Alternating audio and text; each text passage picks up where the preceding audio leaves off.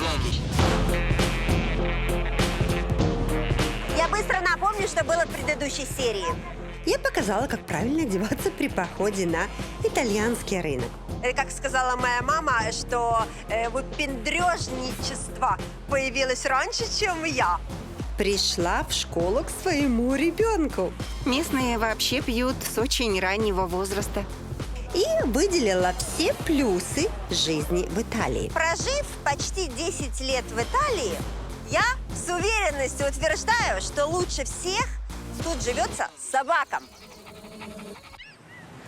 Добро пожаловать в Венето. Это «Жизнь других».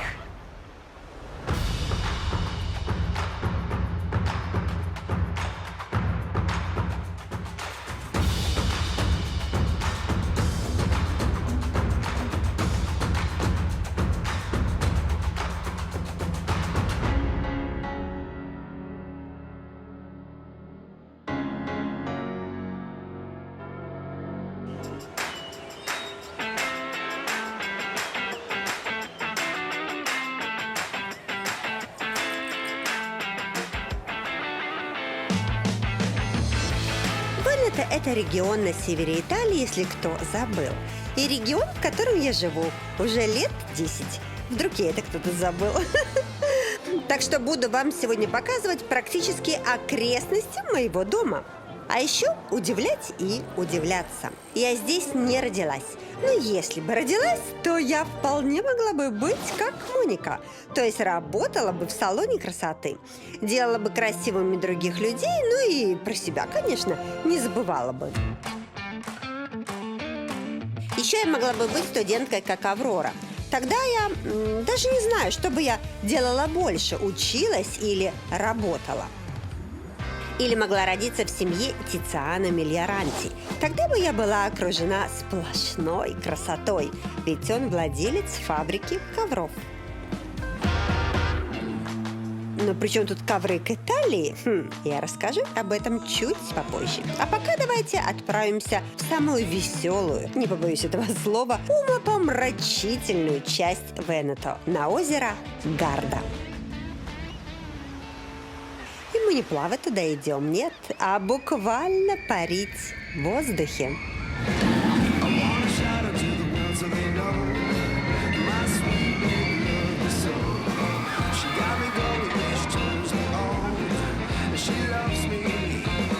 Я нахожусь в месте, которое обожают все итальянские дети. Это Гардаленд. Сюда приезжают все и всегда. Потому что тут что? Хот-доги, я не знаю, бургеры, картошка. Я так радуюсь, как будто я, знаешь, люблю эти бургеры и картошку. Самое главное, что тут шикарные аттракционы.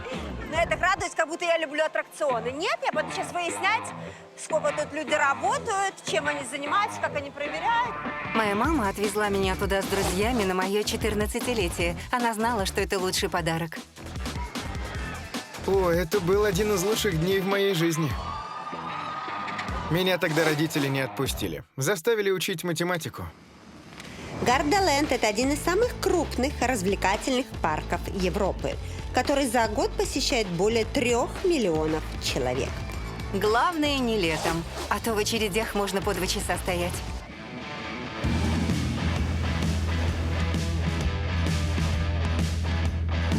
Входной билет в этот парк стоит почти 50 евро за день. Но денег народ не жалеет, так как здесь почти 50 разных аттракционов, и часть из них вы не встретите больше нигде. А на некоторых я бы кататься даже побоялась, правда?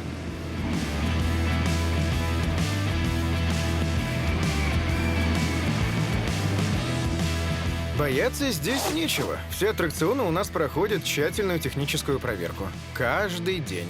Причем проверка исправности одного аттракциона может занять несколько часов. Как видите, развлекаться итальянцы умеют. А кататься на аттракционах с видом на озеро и горы – ой, это так по-итальянски. Все должно быть красиво. А я сейчас отправлюсь в город, где тоже красиво. Вот мне интересно, я найду место в Венето, где красиво, но хотя бы не слишком. Согласна, что Венеция шикарный, красивый, сказочный город. Но есть еще и Кьоджа, в которой я сейчас и нахожусь. А вы подумали, что Венеция? А вот и нет, обман, обман. Кьоджа – это рыбацкий портовый город в часе езды от Венеции. Его и строили по подобию той же Венеции. И именно здесь я отправлюсь на самый экстремальный завтрак в своей жизни. И нет, не за круассаном.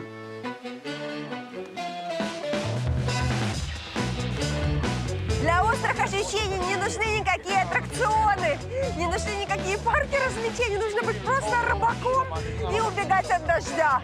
Ой, ничего не вижу. О, капец. У меня сейчас съемка, не могу говорить. Все, давай, пока. Я, как говорится, с бала на корабль прыгнула в лодку к знакомому рыбаку, чтобы посмотреть на еще одну типичную местную профессию.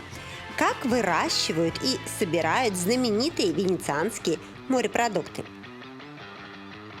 Надо успеть до шторма. У меня друзья очень любят устрицы с просека. Если не привезу, придадут анафеме. Я не совсем рыбак. У меня есть фермы разных моллюсков. Это и устрицы, и песчанки, и другие ракушки, которых я развожу, собираю и продаю в лучшие рестораны Венето. В нашем ресторане морепродукты есть даже в закусках. И всегда только свежие. Спасибо рыбакам.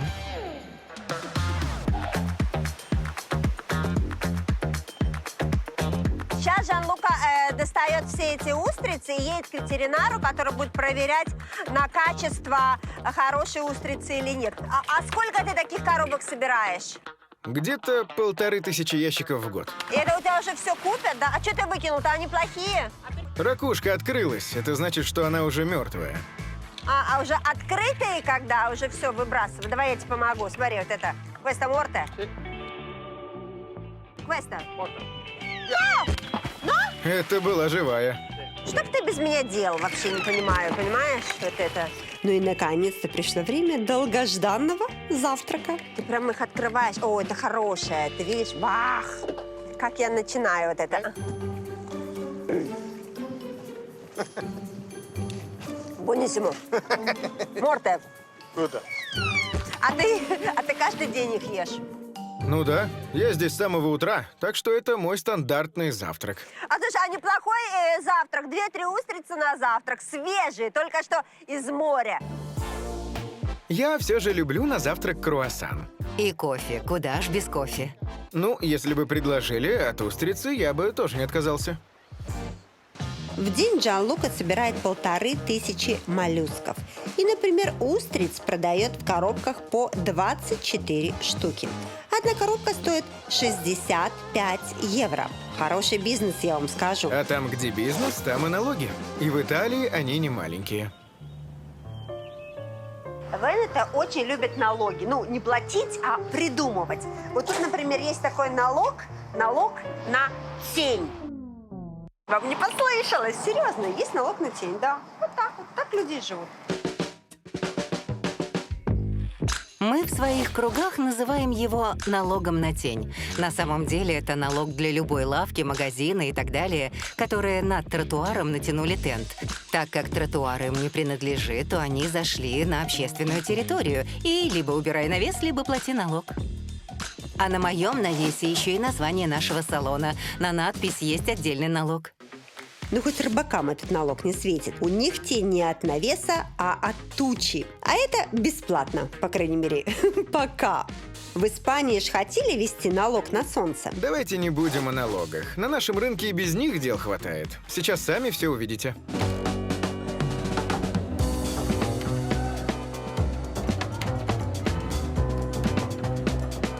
Это рынок в Кьоджи. Он работает каждый день всего лишь час. С 3 до 4. Вот люди все, что не продали утром, продают сейчас. Да? То есть это вы утром поймали всю эту рыбу, да? Конечно, все свежее. Вот это у тебя все продается за час или нет? Чаще всего да, но если не продаются, то можно напрямую мне позвонить и заказать. А я привезу прямо под двери. Вот это я понимаю, можно по телефону звонить. Я говорю мужу, позвони, сходи, купи. А он мне говорит, нет таких услуг. И крабы не продаются. Ох, сейчас я приду домой устрою.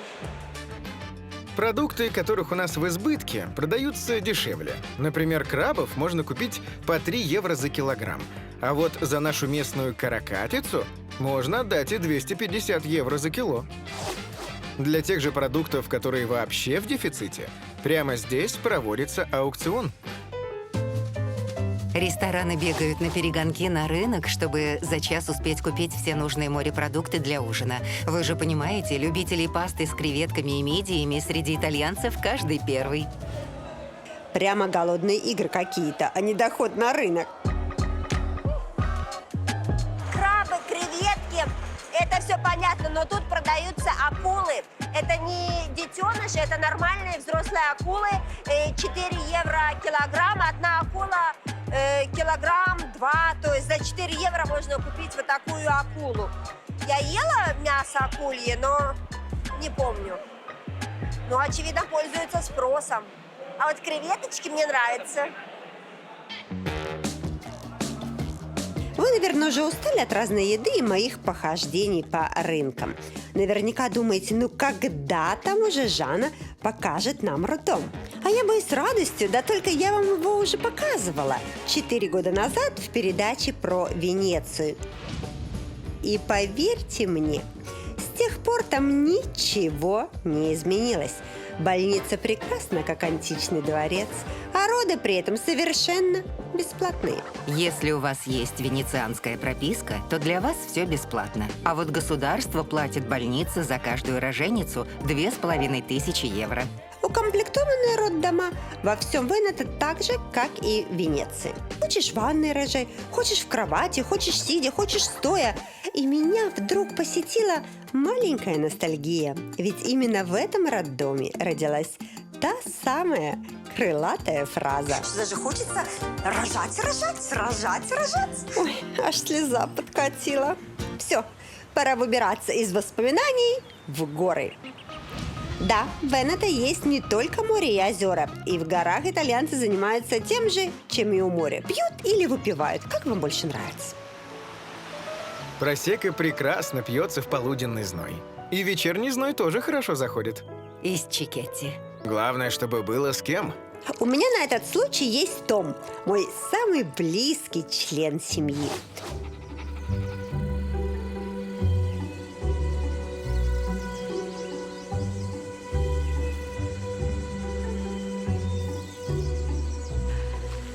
Я не прямо аж захватывает дух. У меня, посмотрите, собака язык, понимаешь, упал у нее язык, потому что мы находимся в святом месте. Вот тут сорт винограда Глера, из которого делают суперкачественное просекко.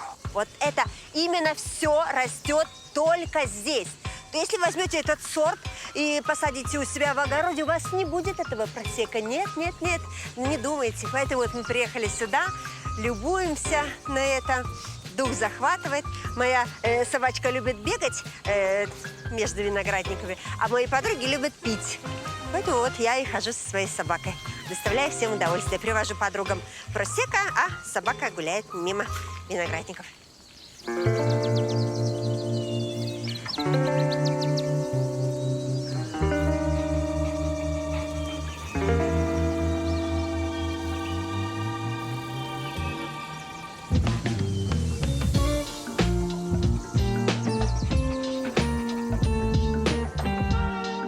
Действительно, настоящая просекко изготавливается исключительно в Венето, только в нашем регионе в горах. Вы можете посадить виноград сорта Глера у себя во дворе, но, поверьте, вкус будет уже совсем не тот. О, да. К этому винограду кого попало не подпускают. Студенты, которых берут для подработки на такие виноградники, все равно должны быть квалифицированы, поэтому меня бы не взяли.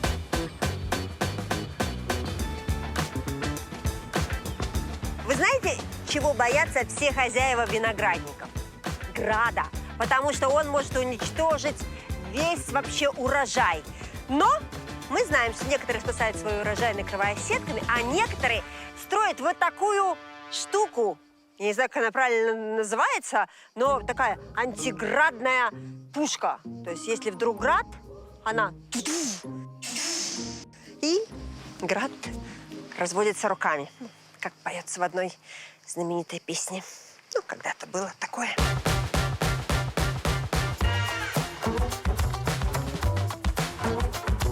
Только мы производим около 100 миллионов бутылок в год. Как вы понимаете, в Италии очень любят просекко, да и вообще легкий алкоголь. По бокальчику могут начать уже где-то с 11 утра. В качестве аперитива под рыбу, белое мясо или просто так. Я тебя угощу нашим особенным золотым просекко. Золотое. А скажи мне, вообще имеет значение для просекко, какого оно года, там, 70-го, 90-го или нет? Вообще у просекко есть срок годности. Лучше его пить, пока ему меньше года. Максимум 18 месяцев. Если больше, то лучше не пить. Серьезно? Ой, придется отдать всю свою коллекцию подружкам. Стоит уже столько лет. Ну что, чин-чин? Чувствую прям вот аромат груши. Господи, что было бы с моими подружками тут. Ну, ничего, пусть посмотрят, порадуются за меня. Как вы наверняка заметили, местные много пьют и довольно рано начинают. Выпить они могут уже с утра, а машин на дорогах к вечеру становится только больше. Понимаете, к чему я? Дело в том, что днем алкоголь у нас пьют легкий, да еще и много едят. Поэтому пьяного за рулем вы не увидите, а вот веселого вполне. Если человек со стажем вождения, то разрешенная норма 0,5 промилле алкоголя в крови. Чтобы вы понимали, в других странах норма примерно в 2 раза меньше. А для еще большего понимания, чтобы было 0,5 промилле в крови, например, мне с моим ростом и весом надо выпить где-то полбутылки просекко с закуской. Но что будет, если все-таки лимит превысить? Это так же, как и превышение скорости, считается серьезным нарушением. И если таких будет несколько, то водителя попросту лишат прав. Вернуть которые очень непросто. У нас очень много велосипедистов, все ездят на велосипеде. Я тоже хочу приобщиться к их числу. Вот взяла у ребенка велосипед. Я потому что не могу понять, где мой, кстати.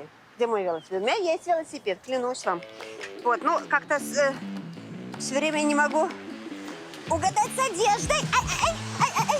Видишь, какой-то карликовый велосипед. Надо срочно поднять сиденье. Я все-таки немножко повыше. Ну все. Аривидерчи. У нас такая погода, что на велосипедах можно кататься круглый год. Я на работу езжу только на велосипеде. У меня такой график, что только на велосипеде и могу все успевать. Ну, это, конечно, если по городу кататься. А вот если вам нужно добраться, например, из Венеции в Верону, то здесь на арену выходят поезда. Цены на билеты варьируются от 3 до 30 евро, смотря куда ехать. Например, поезд Падуя-Венеция обойдется всего в 5 евро, а вот скоростной поезд Венеция-Верона – все 30. И помните, в городском автобусе вы транспорт оплатить не сможете. Билет нужно купить в отдельном киоске или табачном магазине. И по воскресеньям и праздникам эти магазины не работают. Иногда у водителя автобуса могут оказаться билеты, но это редко. Теперь вы понимаете, почему я люблю велосипеды?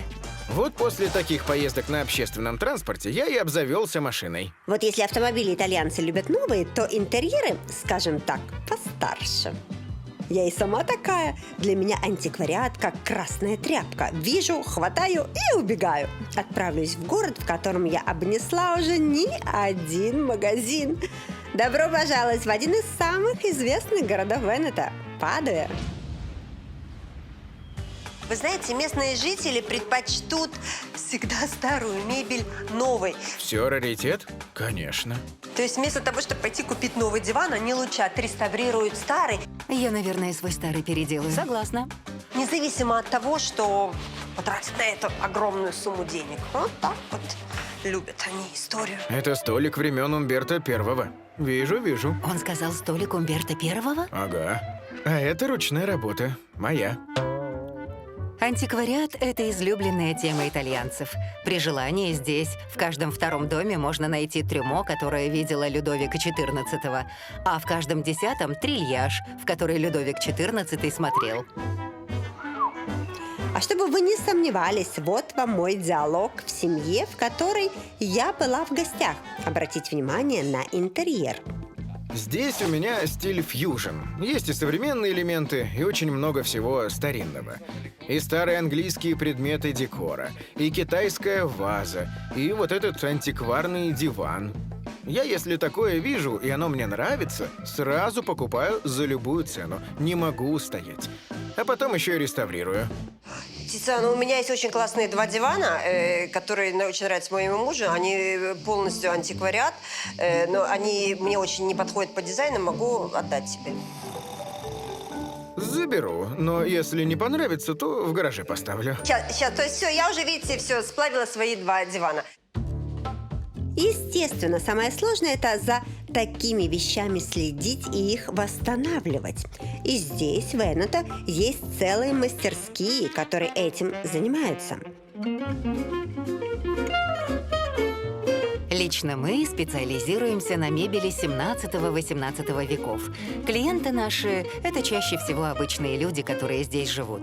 По стоимости ремонта, если это стул, то реставрация обойдется где-то в 250 евро.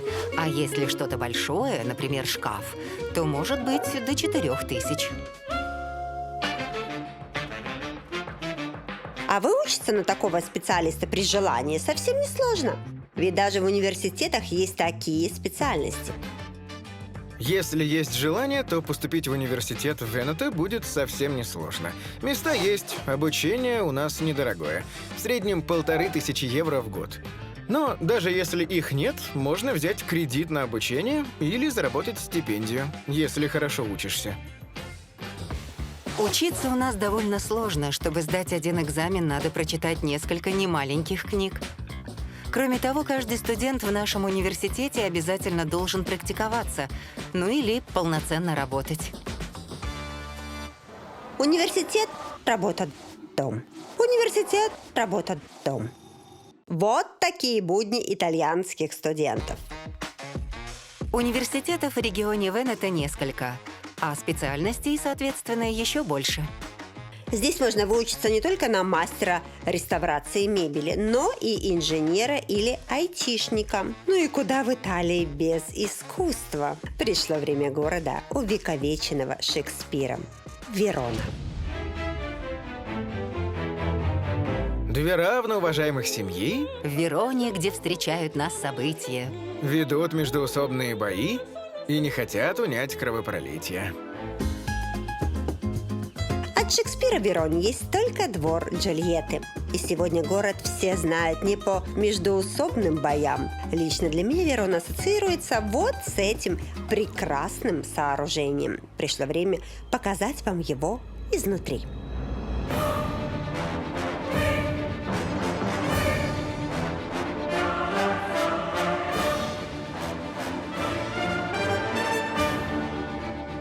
Я нахожусь в одном из самых больших театров, популярных театров мира. И буквально через 2 часа начинается спектакль. И я вам сейчас покажу, что происходит перед тем, как спектакль начнется. Что там творится, там такие страсти. Ой, сейчас только найду режиссера, поговорю сначала с ним. Я сейчас в античном амфитеатре римских времен под названием Арена де Верона. Это такой колизей северной части Италии, которому уже 2000 лет. Конечно, здесь больше не дерутся гладиаторы, но зато постоянно проходят театральные представления.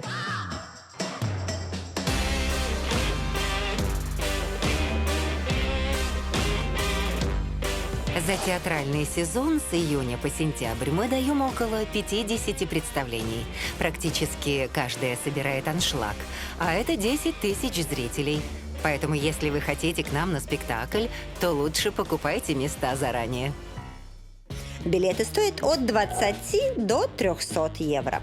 Те, что дешевле, это места на галерке. а дорогие, соответственно, в партере. Ну вот какие лучше? Это еще большой вопрос. Скажу тебе по секрету, лучше брать дешевые места, которые подальше и на галерке. Просто конструкция здания такая, что происходящее на сцене и видно, и слышно лучше именно оттуда. То есть все поняли, кто приходит в арену, покупаете билеты не сюда, а туда, потому что оттуда вы увидите все шоу во всей его красе. За кулисами здесь все ходят по кругу, буквально, как белки в колесе. И вдоль всего периметра комнаты, комнаты и комнаты. Прямо глаза разбегаются, в каждую хочется зайти. И я зашла. Это мужская костюмерная. Здесь все костюмы расположены в нужном порядке для каждого акта. Забегает актер, берет первый костюм, потом второй, потом третий. То есть все полностью подготовлено. Здесь, кажется, все как в обычном театре. Гримерки, костюмерные, ремонт костюмов, декорации. Но место такое, что все кажется необычным. Вот эта огромная декорация будет разбираться сразу после спектакля, ночью. А с утра строится новая декорация для нового спектакля, который будет показываться вечером. То есть работа не заканчивается никогда. Насколько огромная разница вот работать здесь, в арене и в других театрах? Разница огромная, как наша сцена. Здесь она в несколько раз больше, чем в любом другом театре. Кроме того, если ты заметила, то здесь нет крыши. Но если пойдет дождь, то мы не останавливаем представление, а ставим его на паузу. Ждем, когда дождь закончится, и продолжаем. Еще бывало такое, что сильный ветер срывал куски декораций и уносил их в город. Посмотрите на этот ураган, который как раз прошел через пару дней после нашей съемки. Теперь вы понимаете, почему декорации можно собирать по всей Вероне потом. Но я нашла за кулисами один костюм, который, по-моему, даже урагану трудно сдвинуть с места. Это из спектакля «Аида» самый красивый, самый дорогой костюм. Это плащ главного героя. Это, что это, бриллианты, что это, Сваровский? Сваровский, да.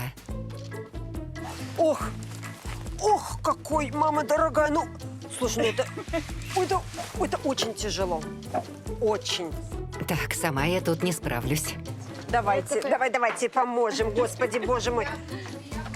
Да, давай, слушай, ну это кошмар какой-то. Ой, что-то жарко стало, сейчас разденусь. Да. Ой, смотрите, отстегнулась булавка. Отстегнулась. О, давайте я лучше не буду лезть. Господи, чуть не сломали самый дорогой костюм. Ты понимаешь, хотела просто посмотреть. Я такой шорох здесь навела, что меня еще не скоро даже на спектакль пустят. Не то что за кулисами. А я так любила этот театр. Посещать разные спектакли и концерты здесь любят не только взрослые. Маленьких итальянцев просто из детского сада группами водят на самые разные мероприятия. Причем неважно, частный это детский сад или государственный. Разницы между частным и государственным садом в Венето практически нет, кроме, само собой, оплаты. За государственный платят только те родители, которые много зарабатывают, а за частные – все. Но в государственный еще попробуй попади. Нам повезло. Мой ребенок ходит в государственный детский сад. Частные детсады в нашем регионе стоят около 1000 евро, поэтому, повторюсь, нам действительно повезло. Кто уже виртуально был со мной в Венеции, тот помнит, что в регионе много католических детских садов, где с детьми занимаются монашки. Религия вообще играет большую роль в жизни итальянцев. Но иногда мне кажется, что культ еды здесь все же сильнее. И шеф-поварами Венето стремятся стать куда чаще, чем священниками. Ну, мне так показалось. Шеф-повара Венето на вес золота. И в своем ресторане я предпочитаю молодых поваров. Они повыносливее будут.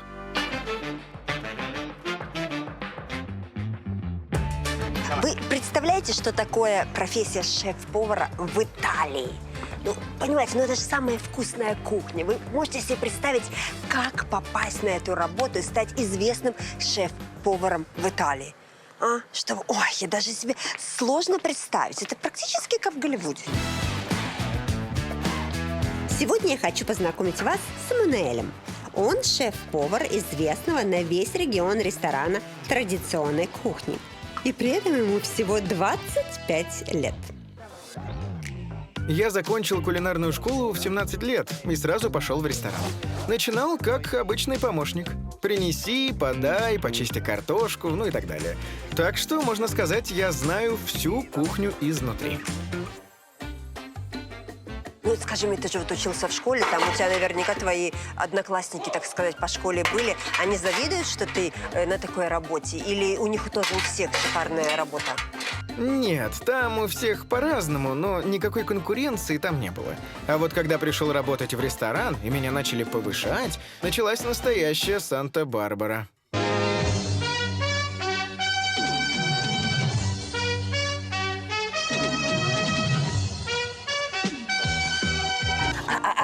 Что тебе подстраивали? Знаешь, когда вот балеринам говорят, стекла в пуанты даже бросают, а у тебя что? Ну, самое банальное, это когда где-то отвернешься, а тебе в блюдо ложку соли бахнули. Или ингредиенты подменили, чтобы твое блюдо получилось не такое вкусное. Вообще, повара — народ очень ревнивый. Честно признаться. Пока Эммануэль говорил, я уже начала представлять себе, как я съедаю всю эту пасту.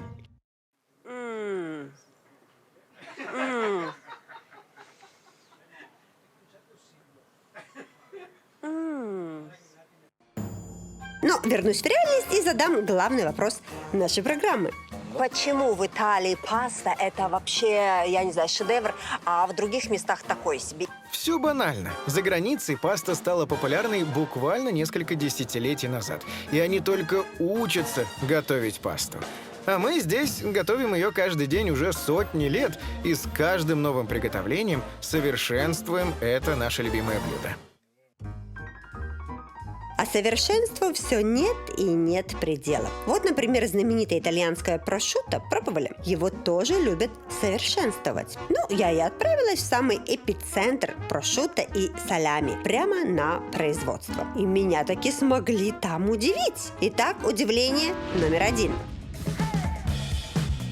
Честно говоря, я в шоке. Сейчас вы тоже будете в шоке. Я никогда не думала, что производство прошутто длится 2 года. Представляете, вот это мясо висит тут с 21 года. Мясо сначала должно пролежать 2 недели в соли, и потом дозревать около 2 лет. Вот и весь рецепт. Рецепт может и простой, но вкус божественный. Я очень люблю мясную нарезку с сыром и красным вином. Бониссимо. А теперь удивление номер 2. Я была удивлена еще раз, потому что производство небольшое. Тут работает всего лишь 10 человек. И в неделю они продают 4 тонны своей продукции. Вот вдумайтесь, как это возможно? Еще она и висит 2 года. Я в шоке. Прошутто есть еще и полезно. В нем столько витаминов, загибайте пальцы. Витамин А, В1, В2, В5, В6, калий, кальций, магний и еще, и еще, и еще. Так вот, почему итальянцы выглядят такими здоровыми. Угу. Мы изготавливаем не только прошутто, но и солями, и другие сыровяленые мясные продукты. Проверки всяких инстанций у нас проходят постоянно, поэтому за качество продукта можете не переживать. И мясо у нас на любой вкус, цвет и кошелек. От 8 до 45 евро. Ешьте на здоровье.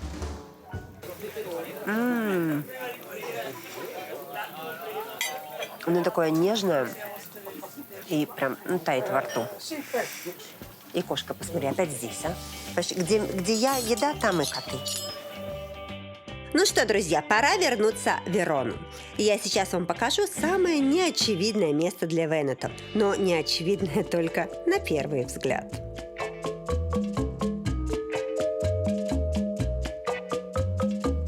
Когда люди приезжают в Италию, о чем они думают? Ну, я не знаю, про моду, про вкусную пиццу, пасту, просекко, правильно? А нужно думать в Италии про ковры. Да-да, именно ковры. Вы думаете, где я нахожусь? это магазин ковров. Итальянских. Итальянцы еще те выдумщики. Например, вот с таким ковром можно дома устраивать целые инсталляции. Ведь он приобретает при разном свете разные узоры. Италия – столица моды, поэтому и ковры должны соответствовать. Над нашими коврами работают самые неожиданные люди. Например, узоры к одной из коллекций нам делал татуировщик Дэвида Бекхэма. Но фабрики по производству ковров находятся в Индии. Говорят, там хорошие специалисты. А вот Венето славится другими фабриками. Я бы даже сказала, Венето – святая святых фабрик по пошиву, внимание, девочки, люксовой обуви. Мода — это наше все. Обувь — это просто какой-то фетиш для итальянских женщин. Ну, чего только для женщин. И для мужчин. Мне бы ваш фетиш. В поле я и Луи Виттон хорошо бы смотрелись. У меня у самой более 300 пар обуви. Поэтому, как большой фанат, я не могла не заглянуть на фабрику. И, по иронии, именно здесь с моей обувью случился небольшой конфуз. Порвала. Повезло, конечно, что мой туфля порвался просто на обувной фабрике. Его починили за каких-то полчаса. Но я это время зря не тратила и босиком пошла задавать свои вопросы владельцу. Мы компания частная и работаем как подрядчик для очень известных дизайнеров из мира высокой моды. То есть они придумывают дизайн, а мы уже воплощаем это своими руками. Джузеппе делал обувь таким маркам, как Марк Джейкобс, Луи Виттон, Клоэ, Гальяно. В общем, любое имя вспомните, 100% Джузеппе с ними работал. Чего ж там? Он даже со мной работал. А вы думаете, мне просто так решили починить обувь на фабрике? Нет. Меня никто не спрашивал, но я скажу, что с Жанной мы сделали невероятную коллекцию обуви уровня наших люксовых марок. И раз уж Жанна сегодня пришла в гости, то придется ей намекнуть про следующую коллекцию. А то, смотря, она все туфли рвет. Джузеппе вообще не вопрос. Тем более я уже на зубок знаю все этапы производства. Сначала дизайн, моделирование и разработка. Потом делают пробный макет. Подбирается кожа, верх шьется отдельно и подбирается каблук. И вуаля! Туфли готовы, можете носить и наслаждаться. За один день здесь делают около 100 пар самой разной обуви. Частично это ручная работа, частично работа на станках. Но и то, и другое дает результат высочайшего качества и немалой цены. Очень сложно сказать вам даже среднюю цену одной пары обуви. Все зависит от комплектующих. Вот, например, балетки – это самая дешевая модель из всех. Базово она будет стоить, около 50 евро. Но у нас однажды был заказ добавить в балетки несколько тысяч страз. Соответственно, их цена взлетела до нескольких тысяч евро. О, грация! Грация, наконец-то! Хорошо, когда туфли рвутся прямо на фабрике. Вот это я понимаю. Другое дело. Вот это красота! Кстати, о красоте. Я же еще не заглядывала на местный маникюр. А тут есть свои нюансы. Нюанс в том, что в Венето женщины проще относятся к маникюру и макияжу, чем в том же Милане или Риме. В Риме женщина мусор не вынесет без макияжа. В Милане мы делаем маникюр каждую неделю. Для Венето, может, это и чересчур, но для нас это обыденность. Маникюр в среднем будет стоить где-то 25 евро, а педикюр 65. Причем мужчины ходят в салон даже чаще, чем женщины. Но и те, и другие, естественно, любят поговорить. Ну, а скажи мне, вот женщины вот в Падове, они вот какие, на твой взгляд? Они переживают за свои морщины, что, ой, боже, у меня там морщина какая-то там вылезла, боже, надо ее с ней что-то сделать, знаешь, я такая уже старая. Вот переживают за возраст свой? За возраст точно никто не переживает. Да и слишком много денег никто не будет вкладывать, чтобы убрать морщины. Местная женщина скорее потратит эти деньги на образование или оздоровление. Да банально в ресторан с большей охотой сходит, чем на тот же маникюр. Но если взять женщин постарше, то здесь дело будет обстоять иначе. Они очень любят красиво и элегантно одеваться, следить за прической и маникюром. Да что там, они с вечера будут выбирать наряд и прихорашиваться просто для того, чтобы завтра утром выйти на завтрак с подругами. А у нас в этом возрасте просто появляется гораздо больше времени на себя. Я бы даже сказала, что практически все свое время я сейчас трачу на свое удовольствие. Хожу по магазинам, в салоны красоты, езжу в термы на оздоровление. Если даже просто на прогулку выйти, могу собираться 2-3 часа. Спешить-то мне некуда. Знакомьтесь, это Надия. И ей, на минуточку, уже 82 года. Но она, как и моя дочь-подросток, любит прихорашиваться, гулять допоздна с друзьями и брать от жизни все. Уже несколько лет назад я встречалась с пенсионеркой в Венеции. И хочу вам сказать, образ жизни таких людей совсем не меняется. Да и вряд ли изменится. А зачем? Пенсионеры в Венето — это совсем не богачи. Просто на пенсии меняются приоритеты, и теперь деньги не надо тратить на детей, на учебу и так далее. Теперь пришло время развлечений, модных аксессуаров и причесок. Да даже завтрак только в кафе. Никакой готовки дома. А вы часто сюда приходите на завтрак? Да, каждый день. Опять же, чего мне дома сидеть? А здесь всегда можно с кем-то пообщаться. Кроме того, я люблю это место, так как мы сюда постоянно приходили с мужем. Так что это для меня навсегда останется местом любви. Но вы очень красивая женщина, то есть мне вот интересно, то есть вы тратите деньги на одежду, на красивую, там, я не знаю, на парикмахер, маникюр, то есть вы вкладываете в себя, не жалеете, да, на это денег? А чего мне их жалеть? У меня достойная пенсия, есть накопления, которые я скопила за жизнь. С собой-то я их не заберу, а сейчас еще можно жизнью насладиться. У нас не очень принято, чтобы дети помогали родителям и наоборот. Это не потому, что все поссорились, просто не принято. Родители могут видеться с детьми хоть каждую неделю и проявлять свою любовь разными способами, но не материальными. Я уже когда-то рассказывала, но повторюсь. Средняя пенсия в Венето – это 1500 евро в месяц. И чаще всего у людей есть еще отдельные сбережения, на которые местные могут прожить свою пенсию в удовольствии. Вы очень энергичная. Вот вы можете дать какой-то совет молодежи, что главное в жизни? Мы, когда были молодыми, довольствовались тем, что есть. А сейчас молодежь сильно хочет успеха. Они видят в интернете много всего. Видят там, как кто-то легко и быстро разбогател. Видят, что у кого-то что-то лучше и дороже, как где-то отдыхают на Мальдивах и так далее. Все это только мешает развиваться и понять, что там только обложка. А чтобы жить счастливо, не обязательно иметь миллионы подписчиков или высокую должность. Да даже много денег иметь не обязательно. Чтобы быть счастливым, надо быть просто в гармонии с собой.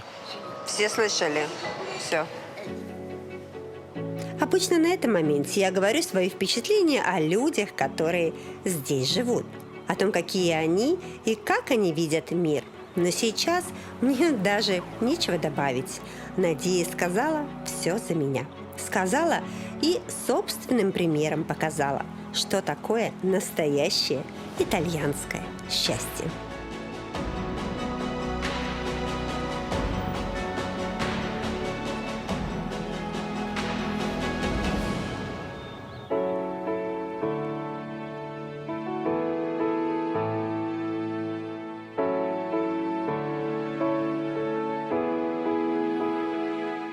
It's no use living if you're already there.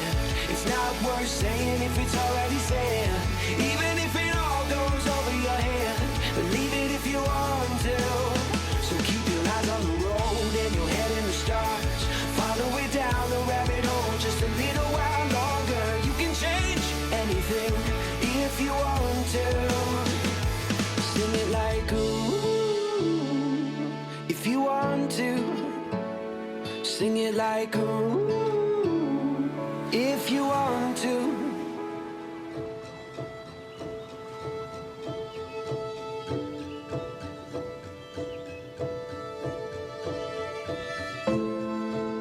Ну, что сказать в конце этого выпуска? Теперь, конечно, я знаю больше о том, чем живут мои соседи, куда ездят отдыхать, какую еду они предпочитают есть и какие напитки пить. Но главное, теперь я понимаю, что от остальных итальянцев местные отличаются. Спокойствием.